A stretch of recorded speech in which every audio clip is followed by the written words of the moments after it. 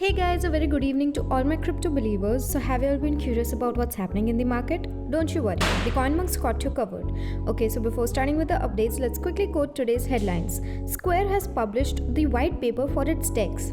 Here's why Solana is a clear favorite with these investors.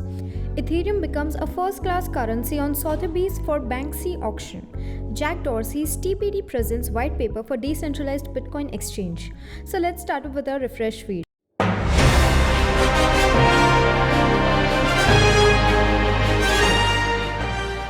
Firstly, Square has released a white paper outlining its ambitions for TBDEX, a decentralized exchange.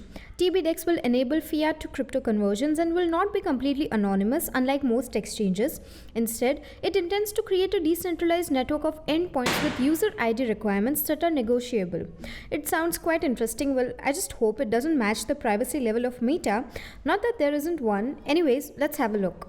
Square has released a white paper outlining its ambitions for TBDEX, a new decentralized exchange. The primary purpose of TBDEX is to make it easy to convert funds between fiat currency and cryptocurrency. According to the project's website, the TBDEX protocol intends to provide ubiquitous and accessible on-ramps and off-ramps that allow the average individual to benefit from crypto innovation. Because it will handle fiat currency in addition to Bitcoin and other cryptocurrencies, the exchange will not be anonymous. Because of the nature of fiat legislation, TBDEX's counterparties are unable to handle US dollars and equivalent assets anonymously. TBDEX, on the other hand, allows parties to agree on the amount of identifying information needed to complete a transaction. While a centralized exchange may only accept a limited number of decentralized IDs and verifiable credentials, TBDEX counterparties will be able to accept a wide range of decentralized IDs and verifiable credentials as well. Despite the fact that this methodology could be interpreted as an attempt to undermine anonymity or de-anonymize transactions, the team believes that it will give resilience to censorship, unpermissioned access, and competitive liquidity.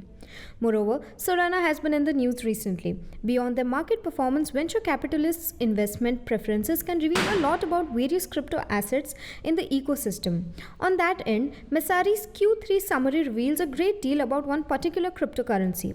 Well, everybody is becoming choosy nowadays, why not investors? I thought only us girls were choosy towards their tops. Well, let me describe the investors part. Solana, with a market cap of $68.21 billion, was the clear winner among the top crypto assets other than Bitcoin and Ethereum in institutional portfolios, according to Messari Research. Solana is significantly ahead of Polkadot, Avalanche, and Terra with a market capitalization of $40.91 billion and $21.06 billion and $19.15 billion respectively. However, according to Messari Research, Polkadot is the most widely owned crypto fund. So here's the key question. What are some of the elements that might be enhancing Solana's popularity among institutional investors? To answer that question, one factor to examine is growth.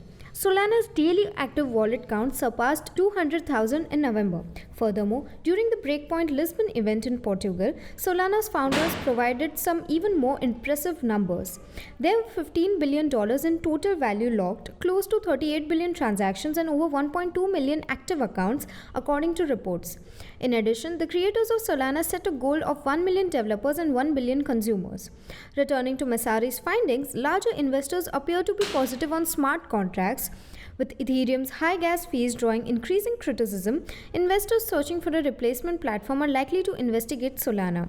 So moving forward with our next inscription, Ethereum joined the ranks of USD, GBP and EUR as a payment option in the auction houses first. During the sale of two Banksy paintings, Ethereum was listed as a payment option for the first time on Sotheby's pricing table. Well, this auction sounds like the ones I used to watch in movies. Well, life goes on and on and on. I never ever placed an auction bid, but I'm reporting it. Similarly, I never had a Bitcoin, but I'm still reporting it. Anyways, let's move back to our topic.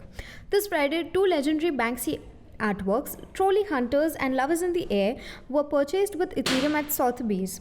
While significant art purchases purchased with cryptocurrency have long been a thing of the past, Banksy's most recent auction was a one-of-a-kind event. Sotheby's, the 250-year-old British-American auction house, was the first to accept Ethereum as payment. Although the company began taking cryptocurrency payments in May of this year, the Banksy auction was the first time Ethereum was utilized in an auction.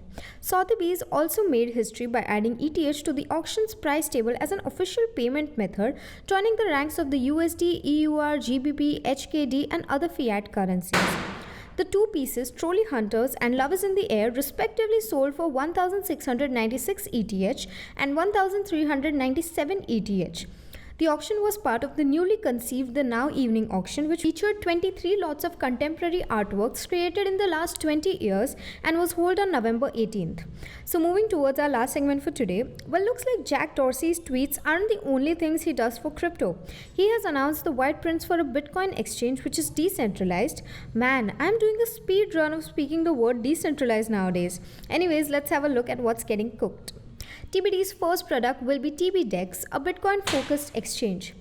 In the recently released white paper, they refer to their decentralized exchange as a liquidity protocol. Bitcoin is a permissionless network, which means that anyone with an internet connection can join at any moment.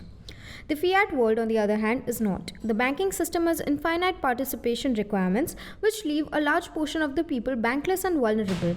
We believe the economy should be open to anyone. In the post announcing TBDEX, TBD adds, we need to construct on-ramps to this future where everyone can access and participate in the economy. TBD was founded with the sole objective of making it easy to construct non-custodial, permissionless, and decentralized financial services for Bitcoin. It is a subsidiary of Jack Dorsey Square. They have devised a strategy. TBD envisions participating financial institutions, or PFIs, as being a component of the network in the white paper. Fintech businesses, regional banks, big institutional banks, and other financial institutions are examples of PFIs. PFIs have access to fiat payment networks and can allow fiat payments in exchange for tokenized cryptocurrency assets or vice versa. Financial institutions will be able to use the TBDEX's tools for KYC and AML procedures. The protocol will also include the regulatory clearing information that PFIs need to complete AML and KYC checks before providing liquidity to wallet owners. The required information, however, may differ depending on the jurisdiction. Just a moment, KYC is required on a decentralized exchange? So what's the point of that? Although the agreement does not mandate KYC measures, some institutions may. The good news is that if participants don't want to, they don't have to engage with those institutions. They can just interact with one another and build trust through different means. It costs money to take that risk. That's all there it is to. It's beautifully stated in the announcement post. Risk is the ultimate driver of transaction costs. Transaction costs will inevitably higher at full anonymity, but they should be reduced at maximum disclosure. This method of price discovery allows the market to strike the appropriate balance. So we will now wind up with the assessment for today evening and meet you all tomorrow with even more interesting stuff. Until then, you may consider joining our Telegram channel for free crypto signals, visit our blog linked below for guides, reviews and tutorials, and subscribe to the channel and get daily updates about the crypto market. Lastly, with this little favor of CoinMonks, we hope you stay updated. Thanks for watching and have a nice day ahead.